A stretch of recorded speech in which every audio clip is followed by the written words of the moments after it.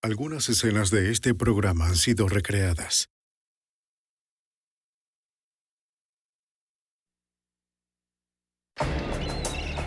A finales de los años 80, las importaciones de cocaína en Florida estaban entre las más altas del país. Los territorios regionales fueron sometidos con intimidación y asesinato.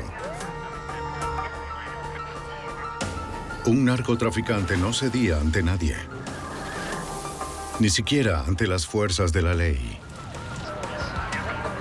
Desesperados por detener la violencia, las autoridades pidieron ayuda al FBI. La evidencia se acumula, no tienen sospechosos evidentes. El centro de comercio es bombardeado. Ted Kaczynski es arrestado.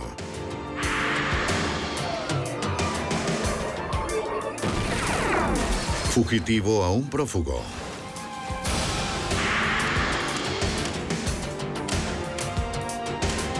Los archivos del FBI. Un presunto narcotraficante no se detendría ante nada para evitar que las autoridades locales y federales construyeran un caso en su contra, cuando su organización tuvo como objetivo al propio gobierno. Las agencias federales se declararon en alerta máxima. Soy Jim Kallstrom, exdirector del FBI en Nueva York. Él era un hombre desesperado, impulsado por medidas desesperadas. Para atraparlo se requerían los esfuerzos combinados de la DEA, ATF y del FBI. Amenaza mortal. Fort Myers Beach, Florida, 18 de julio de 1987. Era un sábado por la noche en una ciudad costera del Golfo con una próspera vida nocturna y un tráfico de drogas en expansión. Lejos de los turistas, muchos residentes locales pasaban los fines de semana en fiestas privadas. Para algunos, eso incluía cocaína. En una fiesta, varios hombres esperaban el regreso de un amigo con más drogas. Se había ido hace media hora. Cuando oyeron lo que parecían disparos a las 10 de la noche.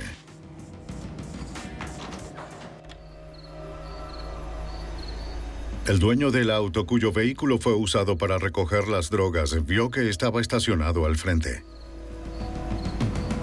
Dentro encontró a su amigo muerto.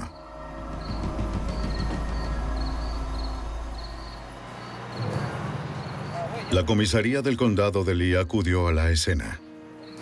Sí, pudimos verlo. Se acercaba un auto. El especialista forense encontró solo una huella reconocible en el auto. Personas. Salieron todos. Pertenecía al dueño del vehículo.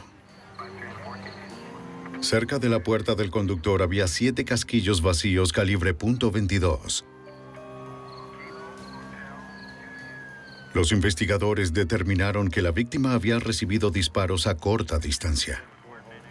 Se ve la herida. Una autopsia revelaría 8 heridas de bala en el torso y rastros de cocaína en su torrente sanguíneo. Ya se habían ido para cuando salí.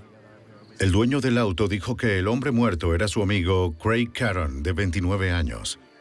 ¿Dijo qué estaba haciendo o...? Reacio les contó a los detectives de homicidios que la víctima se había ido temprano para comprar cocaína.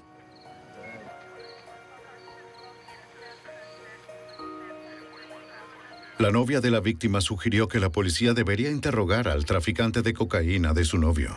¿Antes? Sí. ¿Qué tipo de cosas ha hecho? Le debía dinero al traficante. Tenía fama de violento.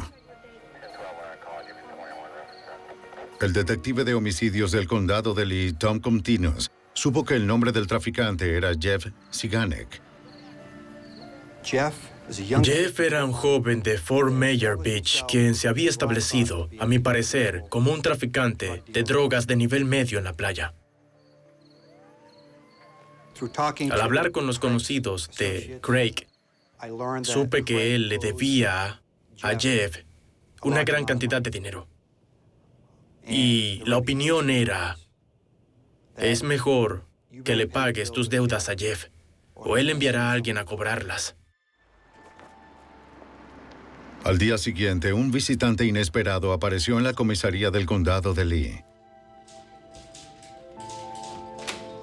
Era el presunto traficante de cocaína Jeff Ciganek, de 23 años. pidió ver al detective que investigaba los asesinatos de la noche anterior. Quería dar una declaración. Tienes información. Sí. El conocido traficante con un historial de arrestos se enteró de que podría ser un sospechoso y quiso dejar las cosas en claro. Con mi novia. La noche del asesinato, Jeff Ziganek afirmó que su novia y él estuvieron en un restaurante para cenar tarde. Dijo que había hablado con la víctima en el estacionamiento justo antes de que la pareja se sentara a comer. Después de unos minutos, el sujeto se fue.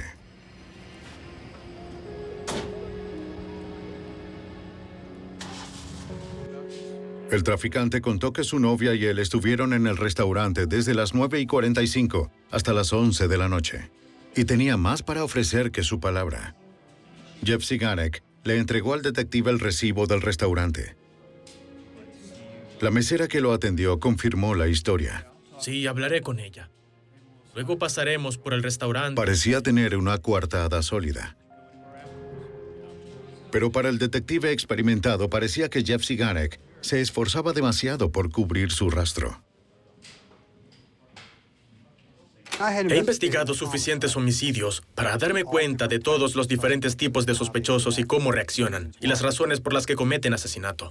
Por la manera como este joven entró, así como lo organizado que estaba, con una coartada, con testigos y con el recibo, se convirtió en mi principal sospechoso.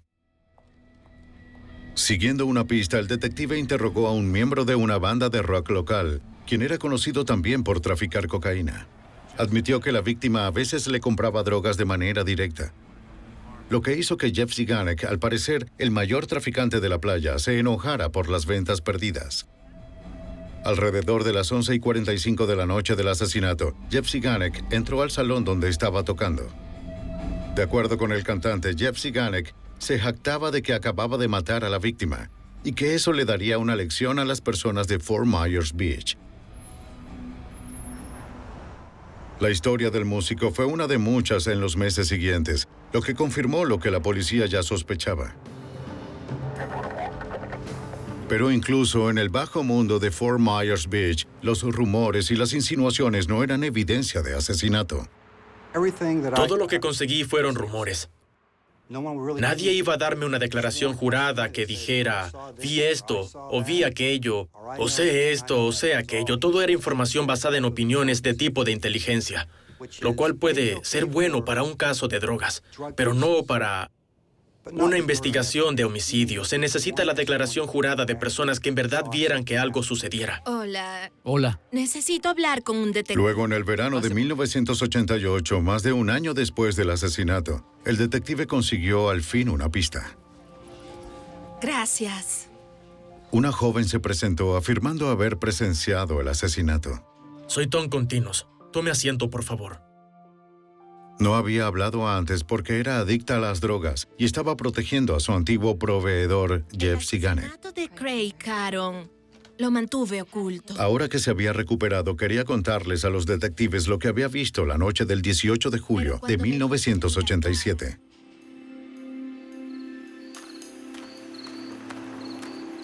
Se dirigía a la fiesta de la cocaína esa noche cuando presenció el asesinato.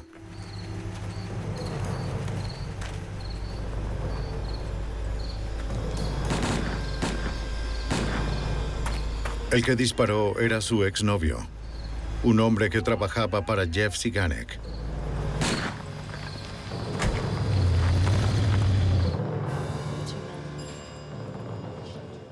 Pero el detective no pudo hablar con el novio de forma directa. Unos meses después del asesinato, cometió suicidio. No, lo escuché. Le dijo a la policía que también tenía conocimiento directo acerca de Jeff Ziganek y de su organización. La mujer dijo que Jeff y su mano derecha operaban desde una pizzería local que era propiedad de él. El traficante guardó sus drogas y su dinero en varios lugares distintos y que se movía entre ellos para evitar ser detectado. Pocas personas sabían dónde vivía en realidad. Jeff tenía a muchas personas en su nómina, pero ella solo conocía a algunos. Su exnovio era uno de ellos. alguien contratado para hacer lo que el traficante necesitara. Bien, bien, excelente. ¿Temprano en la mañana? Bien, ven a verme en la mañana. Nos encargaremos de eso. Ella y Jeff también tenían un acuerdo. A cambio de guardar sus drogas y armas en su apartamento, Jeff pagaba su renta. Bien, te veré en la mañana, ¿de acuerdo? Incapaz de corroborar su historia con otro testimonio o evidencia física, el detective no podía acusar a Jeff Ziganek del asesinato. Hice un seguimiento de esas pistas y no pude corroborar ninguno de los testimonios que me dio en ese momento. Así que sin el asesino, sin un arma, sin el testimonio de un testigo, no podía atrapar a Jeff. No podía. No tenía evidencia física ni testimonios que me permitieran presentar cargos contra él. El detective de homicidios buscó ayuda en la unidad de narcóticos del condado de Lee. Los detectives comenzaron a vigilar la pizzería de Jeff Ziganek con la esperanza de identificar a alguien que pudieran poner en contra del traficante. El lugar era muy popular. A los agentes les llevaría tiempo distinguir a los traficantes de drogas y los clientes legítimos. Para complicar las cosas, Jeff Ziganek cambió su nombre de forma legal a Jeff Matthews. Tal vez con la intención de cortar los lazos con sus crímenes pasados. Jeff era el tipo de persona que quería ser un comerciante decente. Incluso llegó al punto de cambiar su nombre de Jeff Ziganek a Jeff Matthews para ayudarlo con su reputación. Durante varias semanas, los investigadores se dieron cuenta de quienes frecuentaban la pizzería de Matthews sin recoger nada de comida.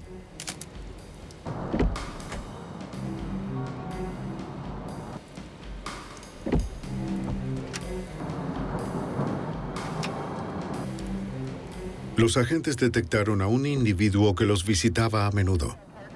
Una revisión de matrícula reveló que su nombre era Steven Franken. Especularon que Franken podría ser su conexión con Jeff Matthews.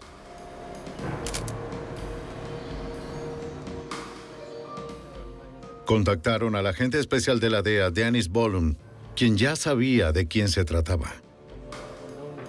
Los agentes pensaban que era un traficante novato de cocaína que recibía su cocaína de Jeff Matthews, pero no tenían pruebas. Para relacionar a los dos hombres, el agente Bollum esperaba usar a un informante cercano a Franken. Recibí información de una fuente auxiliar de que el señor Franken estaba distribuyendo cocaína fuera de su casa, en la calle Hibiscus, en Fort Myers Beach, y les repartía a unas cuantas personas en la zona de Fort Myers Beach. Su informante, quien había sido arrestado hace poco por posesión, era uno de los mayores clientes de Stephen Franken. Por su cooperación en la compra de drogas, el informante obtendría libertad condicional.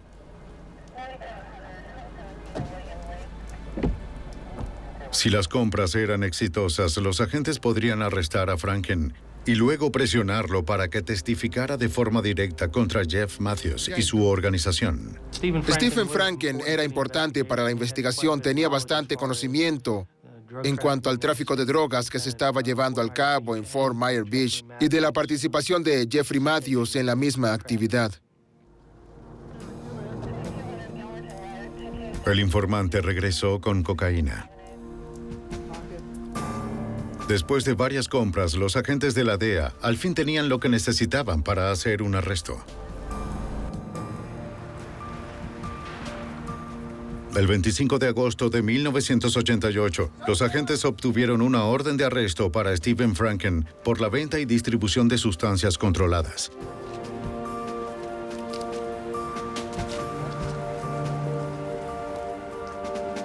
¡Entren! Una vez que Franken estuvo en custodia, los agentes registraron su casa. Adentro encontraron cocaína preempaquetada, una balanza y efectivo. Mira estos artículos. Ven aquí. A cambio de una sentencia corta, Franken aceptó cooperar con los agentes. Admitió que el presunto asesino Jeff Matthews era su proveedor de cocaína y accedió a decirlo delante del gran jurado. Franken fue liberado bajo fianza hasta entonces. Mientras los investigadores continuaban buscando evidencias en su caso contra Matthews, los oficiales del condado vecino de Collier, Florida, respondieron a la escena del crimen. El 2 de octubre de 1988, un topógrafo descubrió restos humanos con la ropa puesta en un vertedero en el campo. Parecía que el cadáver había estado allí durante las últimas semanas.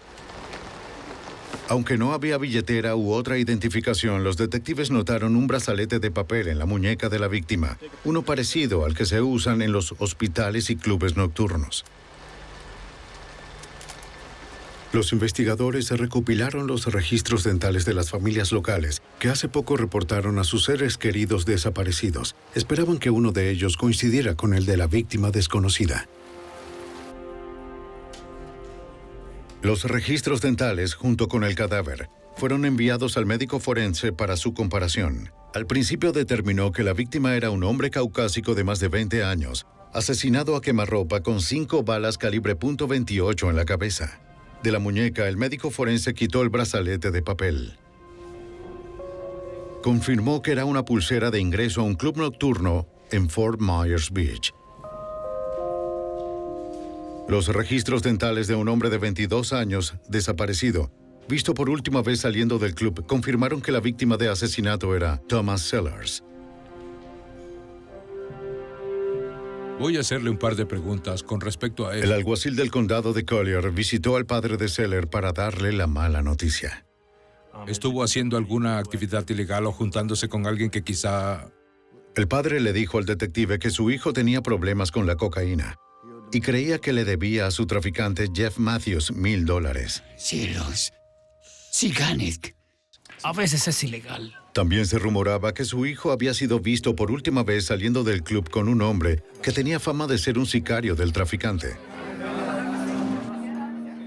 Siganek. Pero una vez más, los investigadores no pudieron encontrar evidencias para corroborar los rumores. ¿Tiene alguna fotografía de su hijo? El único testigo directo de los agentes y detectives en la operación de Matthews era Stephen Franken, un traficante de nivel bajo arrestado unos meses antes. Esperaban que su testimonio en el gran jurado fuera suficiente para arrestar a un proveedor de cocaína, sospechoso de ordenar 2 asesinatos. El 27 de enero de 1990, mientras la DEA y el alguacil del condado de Lee en Florida continuaban con la búsqueda del presunto traficante y asesino Jeff Matthews, los detectives recibieron una llamada sobre otro posible homicidio.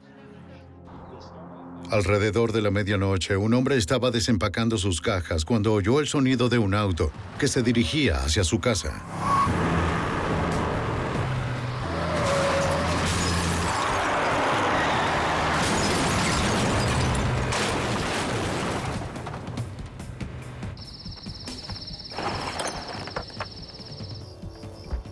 El vehículo no se detuvo hasta que llegó al jardín.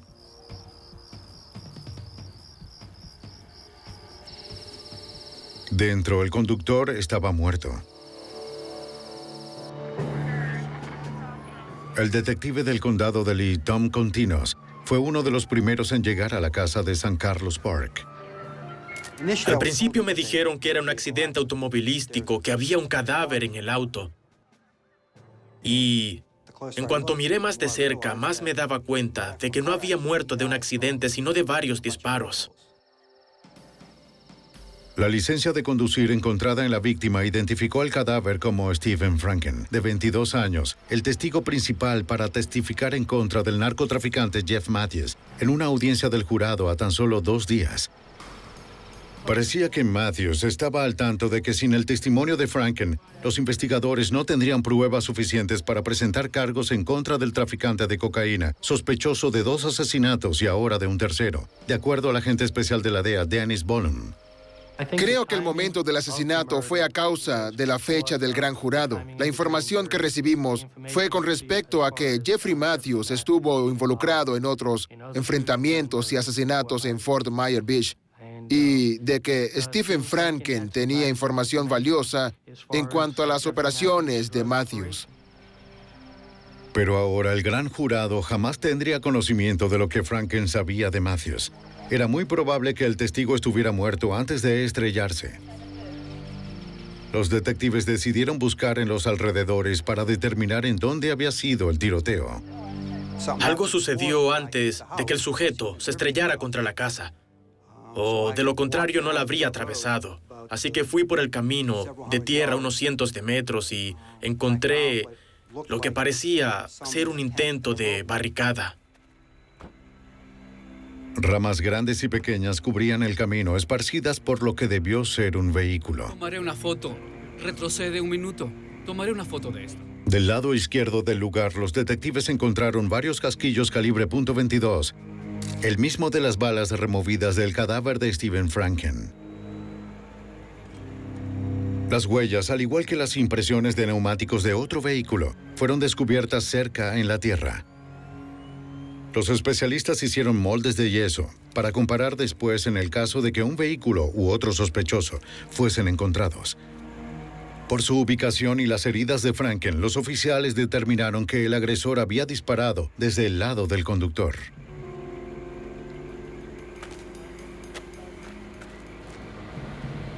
Lo primero que pensé fue que alguien había construido la barricada para reducir la velocidad del auto, lo suficiente como para que alguien saliera del monte a ambos lados de la carretera y disparara al conductor. El atacante debió saber cuándo Franken salía del trabajo y la ruta por la que iba a su casa. La víctima tal vez se detuvo cuando vio las ramas en el camino. El tiempo suficiente para que el asesino apuntara con precisión.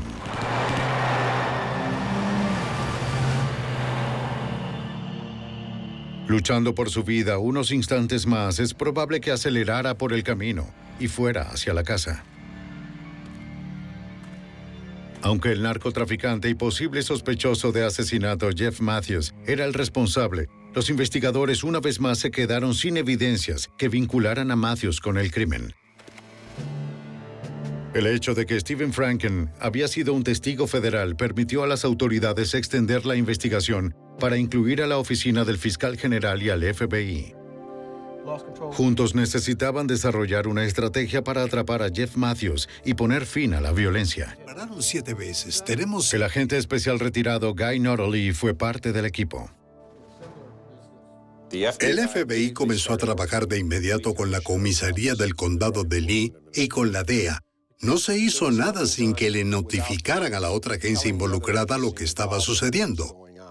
El FBI tenía una gran cantidad de personal que podía resolver el problema. Tenían una gran capacidad para el aspecto técnico de la investigación.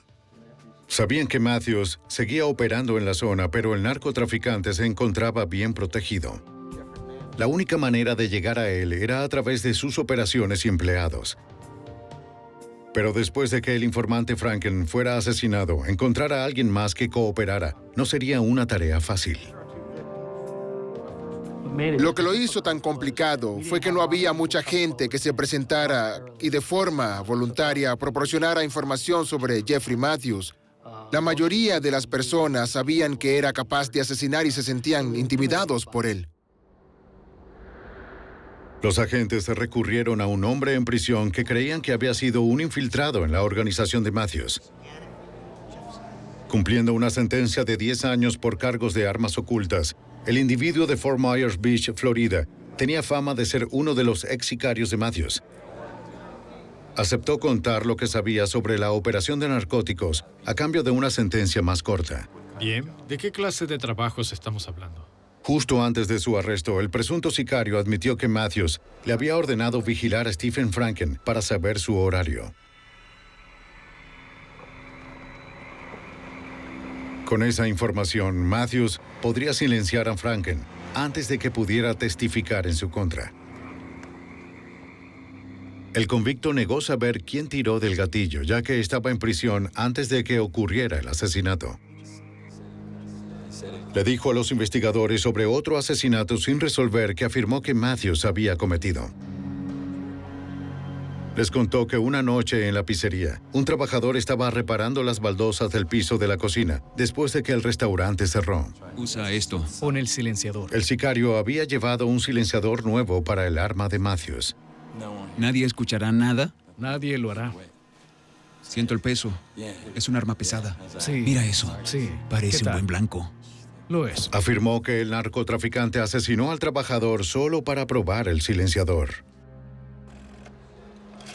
Los agentes esperaban atrapar a Matthews para corroborar las historias del sicario. El convicto accedió a llamarlo para preparar una reunión grabada.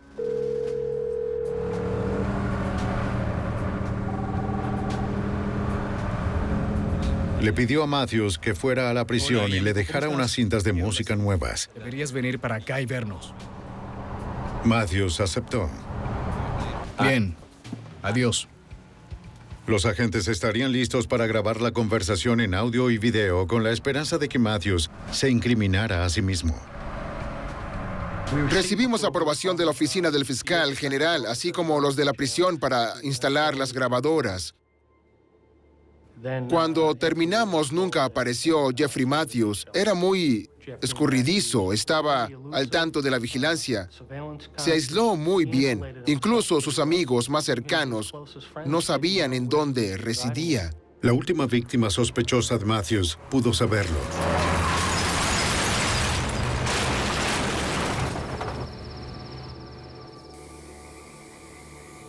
Pero como había muerto, el presunto asesino permaneció libre y estaba cada vez más desesperado. Para principios de 1990, el FBI, la DEA y las autoridades de Florida continuaron persiguiendo al presunto traficante y asesino Jeff Matthews. Desde 1988 había estado involucrado en 4 asesinatos en el área de Fort Myers Beach. Para el detective de homicidios del condado de Lee, Tom Continos, y docenas de agentes, la falta de evidencia sólida y las declaraciones verificables de testigos mantuvieron a Jeff Matthews fuera de su alcance. Habían pasado 2 años y aún no tenía a Jeff Matthews tras las rejas. No había nada que pudiera hacer. Era un callejón sin salida, uno tras otro y tras otro.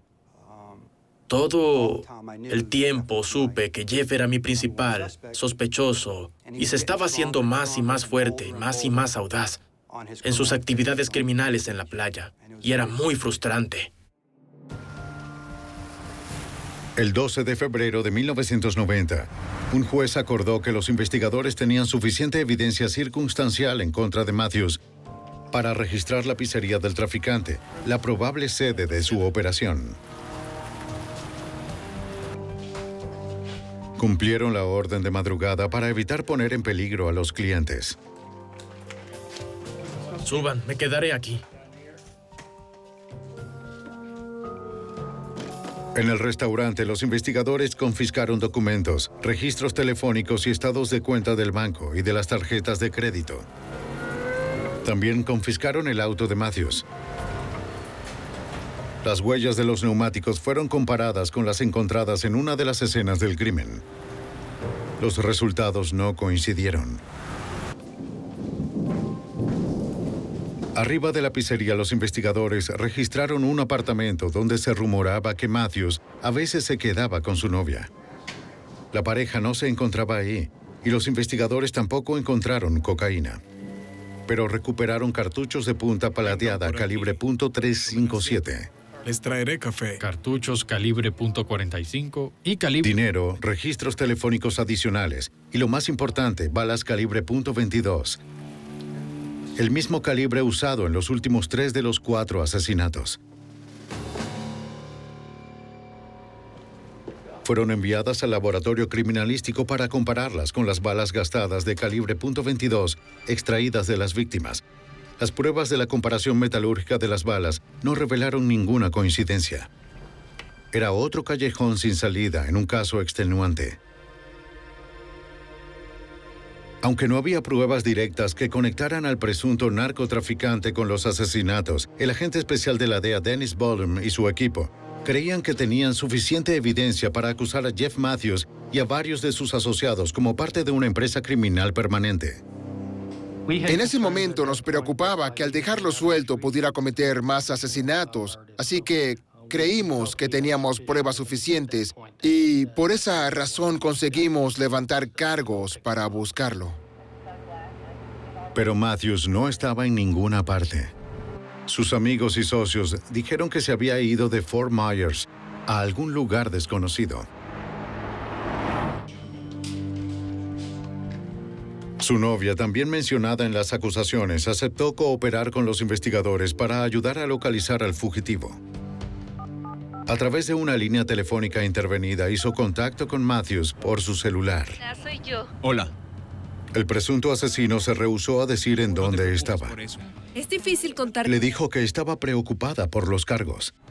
Bueno, si descubro quién nos delató, lo mataré. Matthews prometió que descubriría quién estaba hablando con las autoridades y lo mataría, así de simple. Sí. Colgó segundos después.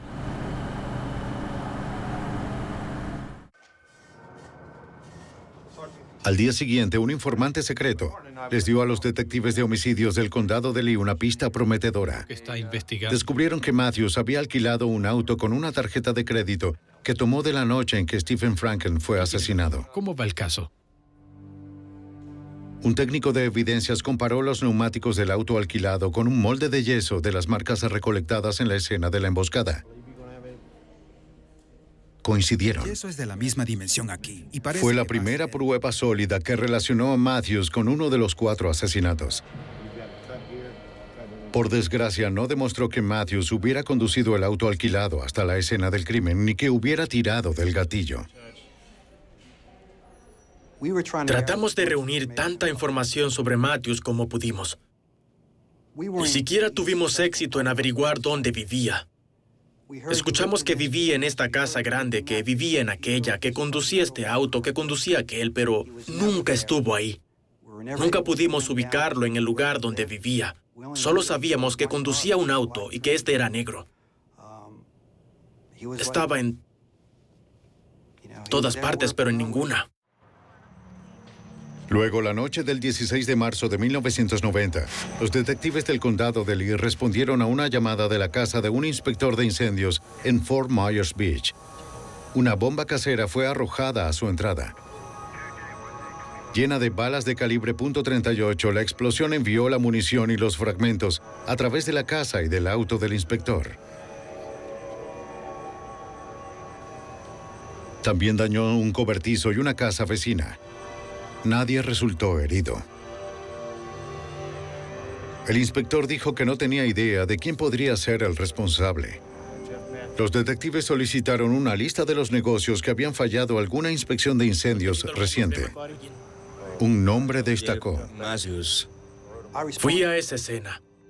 Supe que este inspector llevó a cabo una inspección en el restaurante de Matthews y no le dio un buen informe en lo relacionado a las condiciones de incendio de este restaurante. Una vez que escuché eso, dije, este es Jeff, quien le está enviando un mensaje a este sujeto. Pero de ser Matthews, no dejó rastro. Todo lo que la policía tenía era el testimonio inconcluso de un vecino. Había oído el sonido de los neumáticos justo antes de la explosión. Cuando salió a mirar, vio un auto blanco que se alejaba.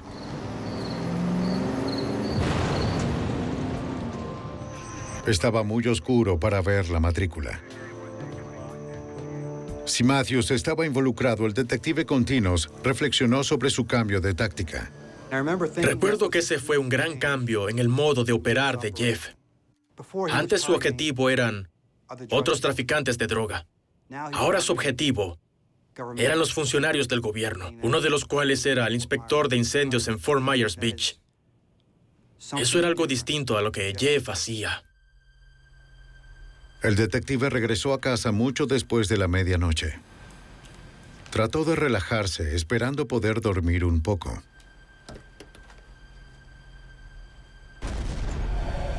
Alrededor de las 2 de la madrugada, el sonido de una explosión lo hizo mirar por la ventana. Sonó como la explosión de un transformador, un tubo de escape, fuegos artificiales. Hay varias cosas que suceden en mi vecindario que pueden causar ese tipo de sonido. 2 o 3 minutos después sonó el teléfono. Era uno de mis colegas en la Fuerza de Tareas de la DEA y me dijo, Tom, el edificio de la DEA acaba de explotar. La oficina de la DEA en Fort Myers Beach estaba a pocos minutos de la casa del detective. Llegué de primero a la escena y vi todo el edificio de la DEA envuelto en llamas de cientos de metros de altura. Fue algo increíble para mí. De inmediato, los investigadores sospecharon del fugitivo Jeff Matthews. Fue el primer atentado contra una oficina de la DEA en la historia de los Estados Unidos. 30 bomberos lucharon contra el fuego durante casi una hora.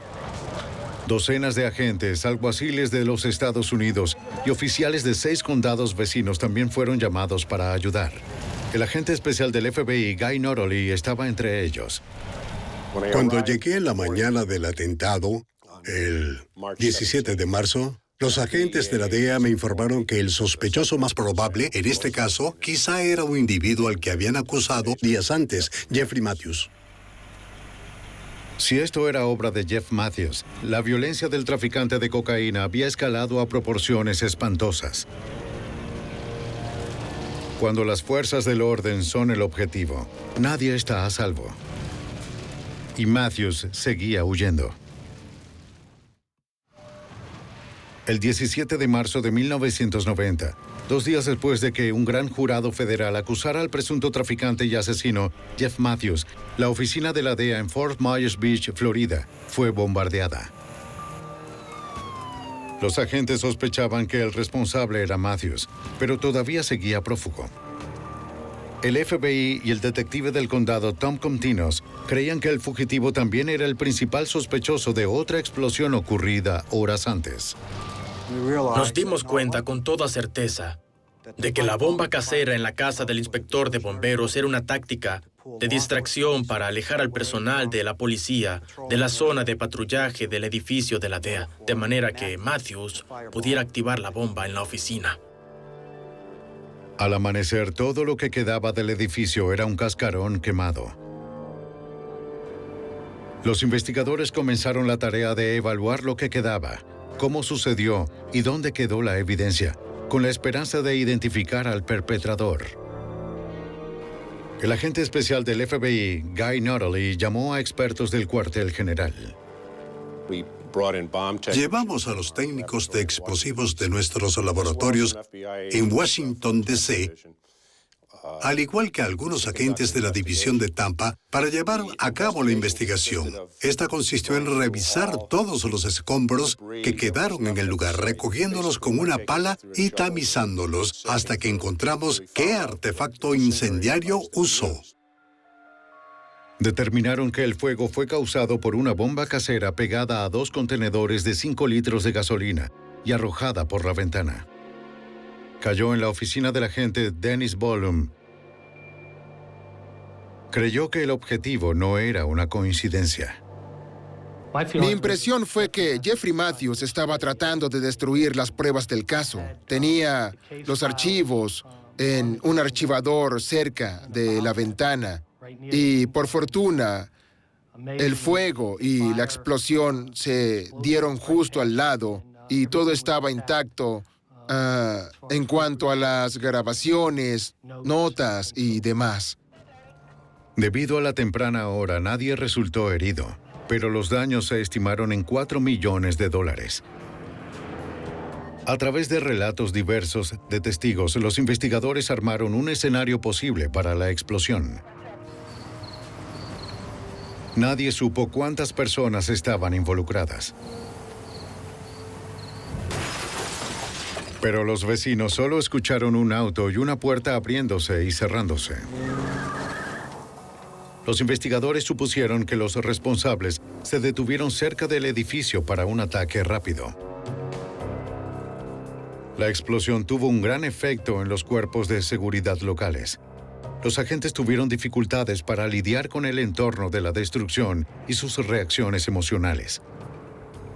Estaba conmocionado. Después me enojé. Y luego en ese momento estaba más determinado a atraparlo que cualquier otra cosa. cambió mi vida porque tuve que tener vigilancia a las 24 horas en mi casa, al igual que los otros agentes y el fiscal en el caso. Tenía una esposa y 2 hijos pequeños por los que preocuparme y tenía que estar a salvo, y sabía que él seguía suelto por ahí y que existía la posibilidad de que pudiera hacerlo otra vez. Los examinadores del laboratorio del FBI inspeccionaron los restos de la bomba. Los clavos usados como proyectiles fueron embalados en un tubo de metal de 12 centímetros de diámetro, inmersos en pólvora y con una rosca única. La cinta adhesiva mantuvo el tubo entre los 2 contenedores de 5 litros de gasolina que ayudaron a propagar el fuego cuando estalló la bomba. Están familiarizados con los asesinatos. 100 agentes de la DEA se unieron al equipo y la oficina de 4 personas del FBI creció a más de 50. Los investigadores comenzaron a rastrear en dónde pudo haber comprado los materiales de la bomba. Los equipos de agentes registraron todas las ferreterías y gasolineras de los alrededores. El tubo usado en la bomba tenía una rosca única. Los agentes encontraron al empleado de la tienda que había vendido este objeto inusual unos días antes de la explosión. El empleado identificó a Matthews como el cliente que lo había comprado. Viene todo el tiempo. Uno de los gerentes lo vio. Los agentes le preguntaron a varios empleados de la gasolinera si recordaban a alguien que compró gasolina en 2 contenedores de 5 litros durante la semana pasada o antes. Uno recordó que un hombre que encajaba con la descripción de Matthews lo había hecho hace poco. La evidencia se acumulaba contra el terrorista, pero los agentes seguían sin tener idea de dónde estaba. Entrevistaron a sus amigos y socios para determinar con quién había hecho contacto. ¿Y cómo lo conoces? Una les contó que él le había escrito rogándole que no creyera lo que leyó sobre él en los periódicos. Pero sí creyó en los artículos y aceptó que su teléfono fuera monitoreado para que los agentes pudieran rastrear una llamada de Matthews. ¿Ayudarnos? Era evasivo. Nunca supimos en dónde estaría en un momento dado. Siempre estaba huyendo, así que utilizamos un dispositivo rastreador. Sabíamos que utilizaba un teléfono. Estábamos tratando de ubicar exactamente dónde estaba. Con una declaración firmada, los agentes fueron a la compañía que manejaba la cuenta telefónica de Matthews. Si había una coincidencia en la torre telefónica desde su teléfono, las autoridades serían avisadas. Descubrieron que seguía en Florida. Incluso tuvimos vigilancia aérea cerca de la zona de Orlando, donde descubrimos de dónde provenía su teléfono para ver si cuando hacía una llamada podíamos llevar a los agentes allí de forma rápida en un intento por capturarlo. Bien, tenemos una... Pero los agentes no pudieron rastrear la llamada de Matthews en un radio de 3 kilómetros. Luego los investigadores recibieron una pista que estaban esperando. Se apresuraron hasta un depósito en Fort Myers, donde el gerente reconoció a Matthews por los medios de comunicación. El fugitivo estaba descargando un camión allí. Los agentes esperaban poder llegar antes de que el presunto asesino y terrorista volviera a escapar. En la primavera de 1990, los agentes se apresuraron a arrestar al fugitivo Jeff Matthews, de 26 años, sospechoso de 4 asesinatos y el atentado al edificio de la DEA en Fort Myers, Florida.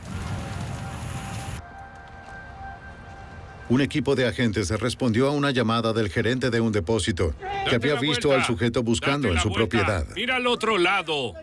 Mantenga las manos arriba. Los agentes se acercaron al sospechoso, listos para disparar. ¿Cómo te llamas? Le quitaron su billetera para revisar su identificación. El hombre no era Jeff Matthews. Ponga las manos a los lados. Después de 2 años de persecución, el detective Tom Continos del condado de Lee, Florida, estaba decepcionado, pero no desanimado. Solo sabía que en algún momento lo atraparíamos. Era muy dinámico, muy violento. Mi preocupación era a qué precio antes de atraparlo. No sabíamos cuánto tiempo ni cuántos muertos nos tomaría llegar hasta ahí. Esa era mi preocupación. ¿Aquí es donde guardaba sus cosas? Sí, señor, así es. Bien, gracias. Los investigadores recibieron una pista de un agente inmobiliario que afirmó haber alquilado una casa para Jeff Matthews antes de que fuera un fugitivo conocido.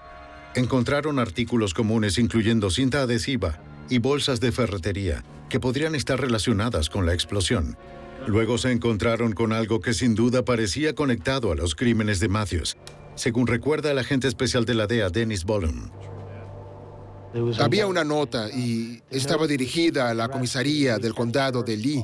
Y no sé con qué exactitud de lenguaje que usó, pero es algo como, atrápenme si pueden. Los agentes agudizaron su determinación de encontrarlo antes de que alguien más fuera asesinado. ¿Jeffrey? El 9 de abril de 1990, Matthews llamó al teléfono intervenido de su amiga. Los agentes estaban dispuestos a atacar si la mujer podía mantenerlo en línea. Esta vez llamaba desde un teléfono público, acuerdo, sí puedo. según el agente especial del FBI, Guy Noroli. Está bien. Pudimos determinar que estaba en la zona de Orlando. Los agentes fueron enviados a diferentes cuadrantes donde podían estar a 10 o 15 minutos de distintos teléfonos públicos que pensábamos que Matthews estaba usando.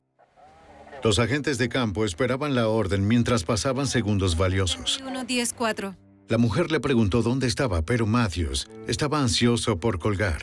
¿Dónde estás? Ajá. A pesar de su mejor esfuerzo, consiguieron la ubicación. Los agentes salieron a capturarlo antes de que volviera a desaparecer. Nuestro personal pudo ubicar de dónde venía la llamada. Los agentes estaban a 5, 10 o 15 minutos de distancia. Llegaron a la escena. Seguía hablando cuando los agentes llegaron. FBI, estás bajo arresto. ¡Muestra tus manos! Después de casi 3 años de persecución, los investigadores arrestaron a Jeff Matthews sin incidentes. Para evitar la pena de muerte, Matthews se declaró culpable de controlar una empresa criminal permanente, cometer asesinato para seguir con la empresa, traficar cocaína y hacer estallar un edificio federal.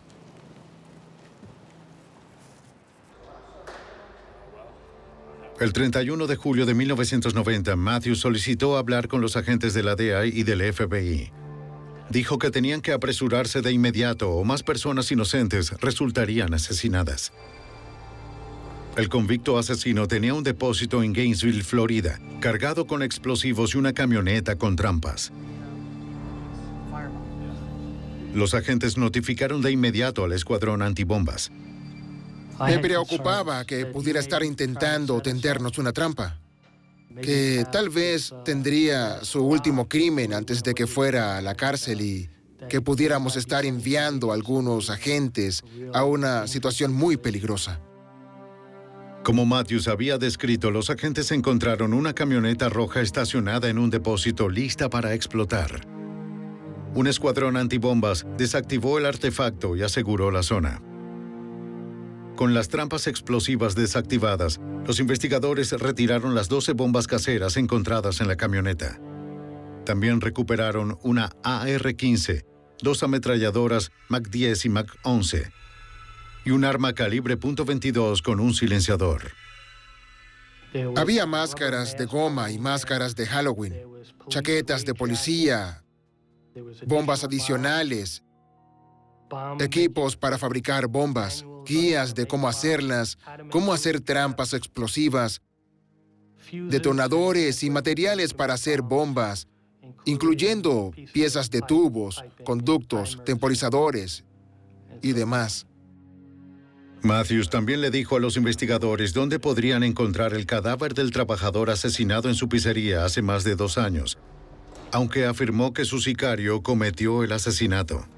Matthews dijo que él y el sicario llevaron el cuerpo a un congelador de la casa que Jeff estaba alquilando y enterraron a la víctima cerca. Era la misma casa donde los investigadores encontraron la nota irónica de Matthews. Ubicaron tanto el congelador como el cuerpo justo donde el asesino dijo que estarían. Por este crimen, Matthews se declaró culpable como cómplice.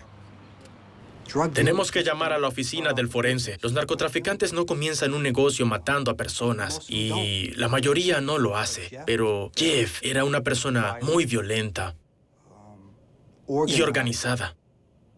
Eso lo hizo peligroso y muy difícil de capturar. El 1 de octubre de 1990, Jeff Matthews, de 26 años, fue sentenciado a 100 años en prisión, sin posibilidad de libertad condicional. Nunca más estará en libertad para aterrorizar a las personas de Fort Myers Beach, Florida.